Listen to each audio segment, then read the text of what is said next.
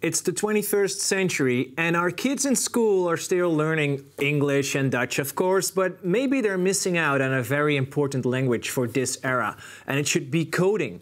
You're watching this special episode of Timeline on 7 Ditches in English. Most of our content is Dutch, but this one we're gonna do it in English because we have an English guest right here, the founder of Bomberbot, and it's pretty much like the introduction, right? We should be focusing more on learning our kids the language of the future, code. Yeah, I think it's very important to the kids to start developing new skills. I think the world has changed, technology has changed a lot, the way we live our lives. But as you say, yeah, kids are still learning the same subjects at school. Yeah. So it is important that kids develop new skills in order to be prepared for the future. Coding is one of those skills, but yeah, 21st century skills is very broad, and it's like a way of thinking for kids to be prepared for the future. And what's your background? Because you're the founder of Bomberbot, just threw some images here together, and the subtitle was Bomberbot, you guys want to make programming worldwide part of education. But what's your background yourself? Are you one of those nerds programming since you were little? So my background, I got my first computer I think when I was 7 or something, and I fell in love with technology. At that point, I was very curious about technology and computers and breaking down the computer.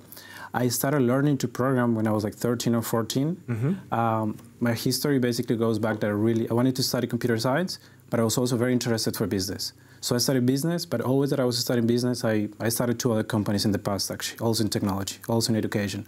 So I combined both. I combined technology and business. Yeah. I am, anyway, one of those nerds. One of those nerds. Yeah. Well, I guess it helps you, right? If you understand the techniques. There are a lot of programs that want to innovate in education, in primary schools and even in secondary schools. But then, yeah, if you come from the direction of the educational mind and you don't have the knowledge of the tech thing, I think this is a big problem in education as it is. Yeah. The teachers just don't speak tech. Yeah. Yeah, I think it's something that if you see what's happening basically for the last 5 or 10 years in the industry, a lot of countries are saying that programming or 21st century skills should be taught at schools. But yeah, teachers weren't trained for this new subject. So when you see the universities, still today actually, if you go to Pabos, they're not teaching how to teach this at schools. So I think it was like 3 or 4 years ago when we saw this problem, and we said, how about we build a platform that can help teachers actually teach it in primary school? That we can empower those people that are out there with knowledge and with all the tools, so they can actually give the lessons. Yeah. Basically. And Bomberbot was born. Yeah, exactly. You guys, you're part of the Rockstart incubator, right? And you just received a nice funding. Yeah.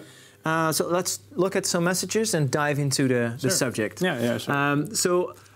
I got some tweets from Bomberbot, but you guys, because being based now in Holland, you're focusing the tweets on the Dutch market. So the shortage of ICT people is breaking innovation. This is why ICT education is so important. This is the message that I saw. Obviously, we see news about companies that they would love to see more educated people. Mm-hmm. What do you think? Why don't they just do the education themselves? Because ICT is not the only thing that the primary education is falling behind in. So it would also seem logical that they just educate their own people. You mean the large companies? The companies, that they would educate their employees or children? Yeah, they could also educate children or well, I think they invest a lot in their employees. So I think most tech companies or non-tech companies do invest a lot in their employees. I think if you look at the tech industry, but overall, all industries right now, yeah, there is just a massive demand of people with technology knowledge. It's not only about programming, it's about basically understanding how the digital world actually works. In terms of, let's say, programming, there is a very big shortage in qualified people. Actually, there are some tech companies in San Francisco that they literally hire as many engineers as they can find. Because if you have talent, and if this talent can actually help your company grow, they're going to move forward to hire these people. Why? I think they invest a lot in their employees, but there are just not enough qualified people that they could train. If the demand is so high, and then you could also identify that the chances are very high as well for like a country, then it seems almost so unlogical that the country doesn't invest in these schools. Yeah, definitely. So at least it's happening. I think if we see when I started the company in 2013, there were some movements to make programming or 21st century skills in the curriculum, or that kids would start learning that.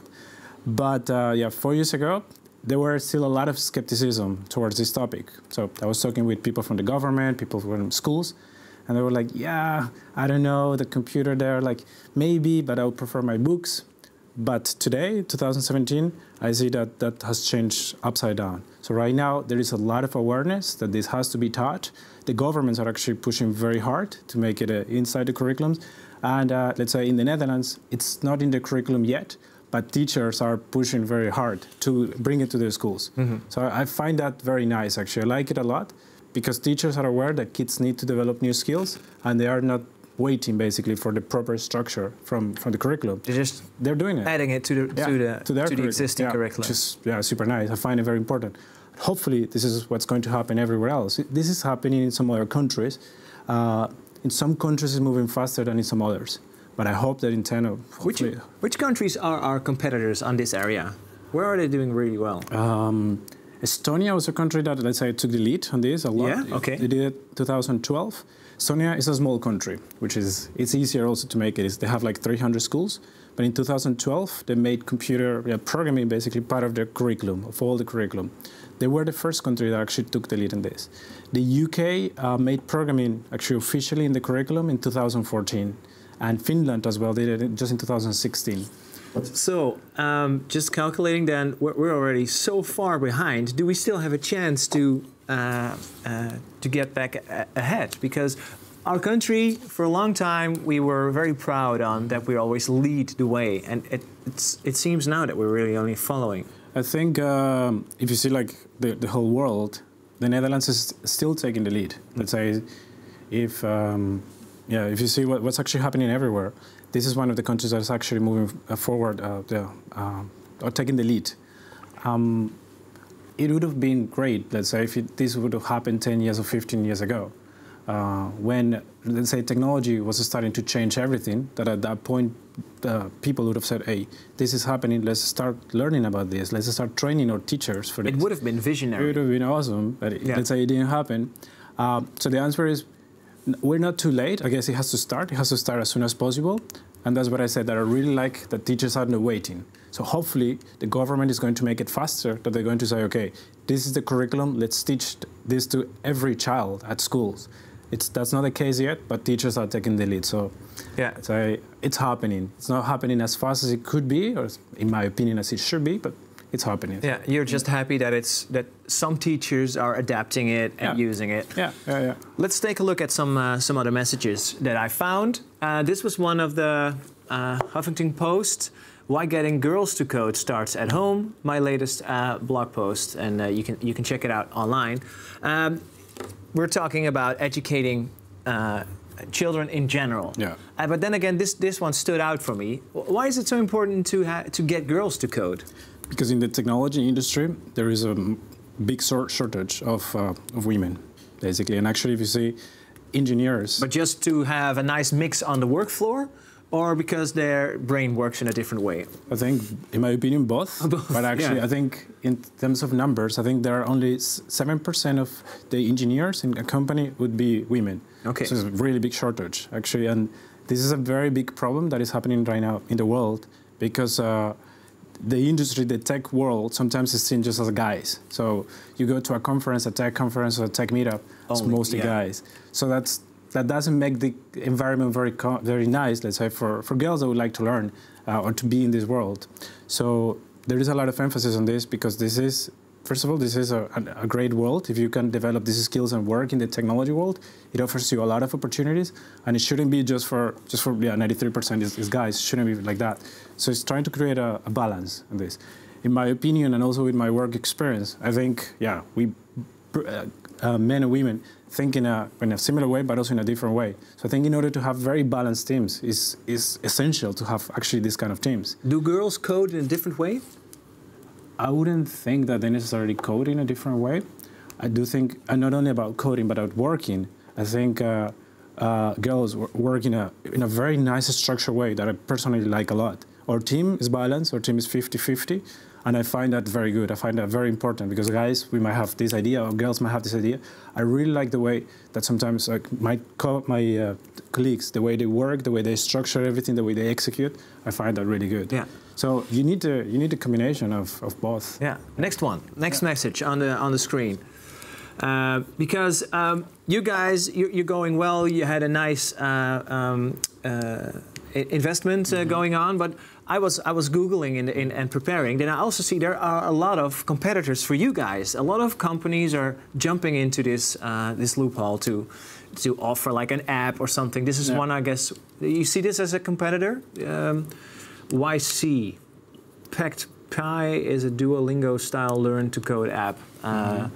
Do you think you guys will survive if you think like that? I think our advantage has been understanding the teachers very well. I love these things because I think in the end the world needs people or children educated about technology. So I hope we're working very hard to become the number one in Europe and in the world basically.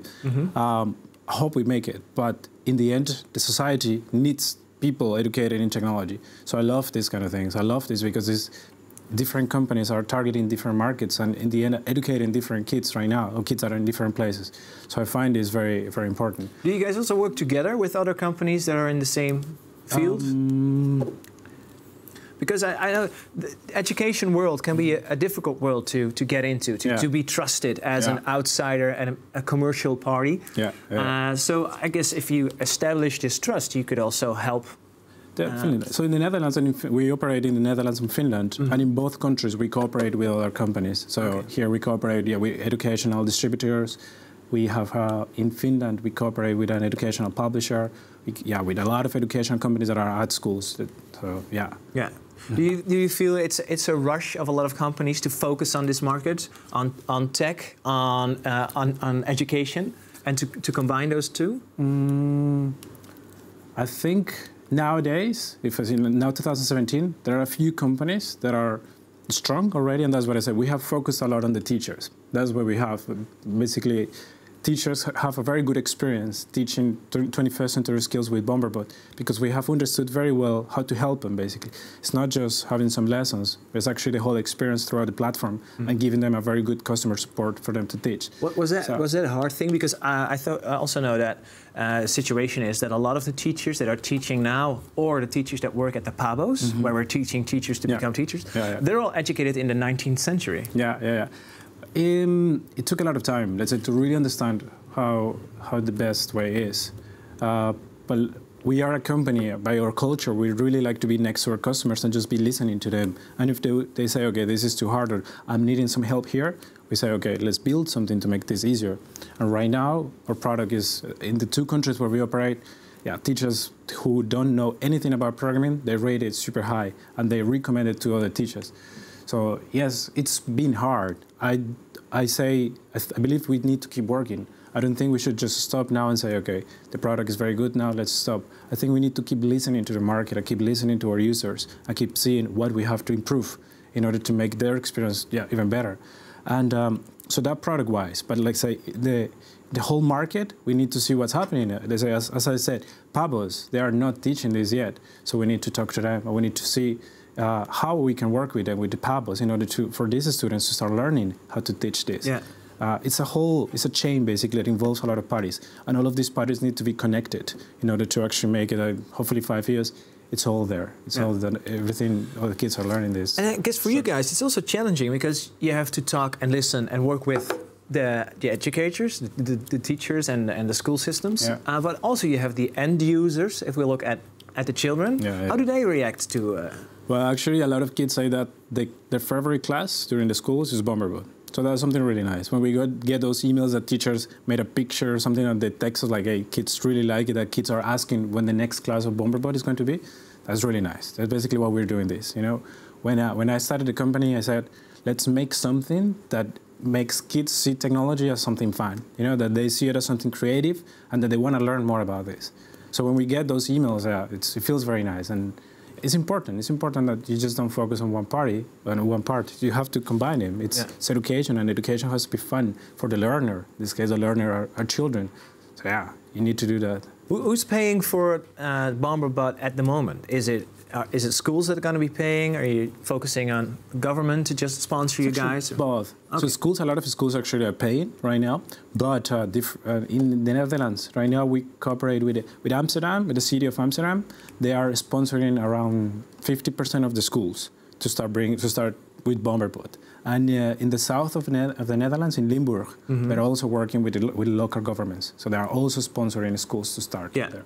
And so how do you want to develop this to a sustainable business model? Because eventually sponsoring or subsidies, they always end. Yeah.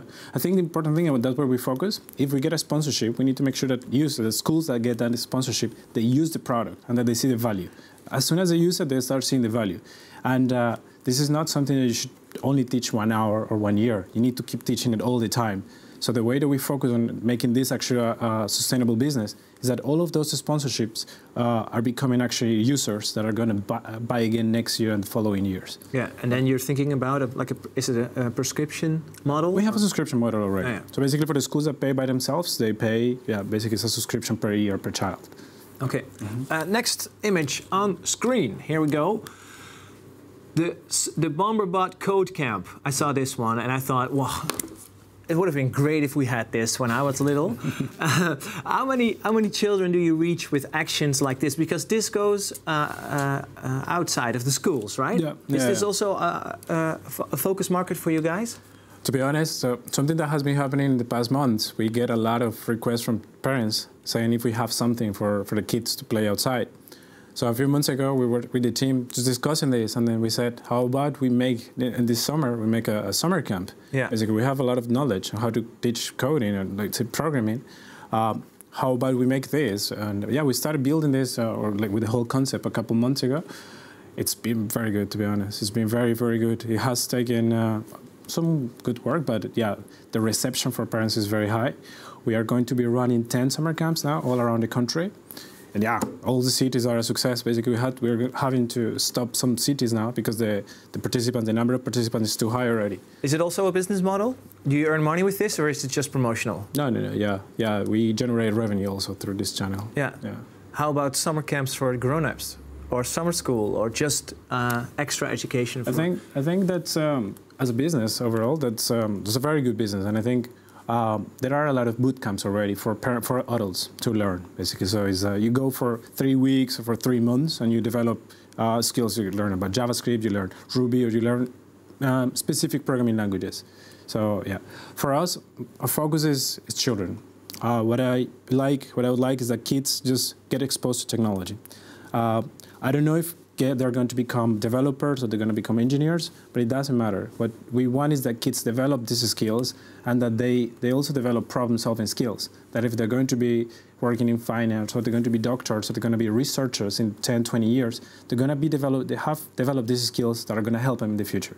So for us, yeah, our focus is a lot on children. That's educating kids, starting in their lives. Yeah. For now, you're focusing on Holland and Finland. Yeah. In what tempo would you like to expand? We are running right now actually 2 other pilots, one in the US and one in Hong Kong. Basically, education is a little bit, it takes some time in education to, let's say, to expand to a lot of children.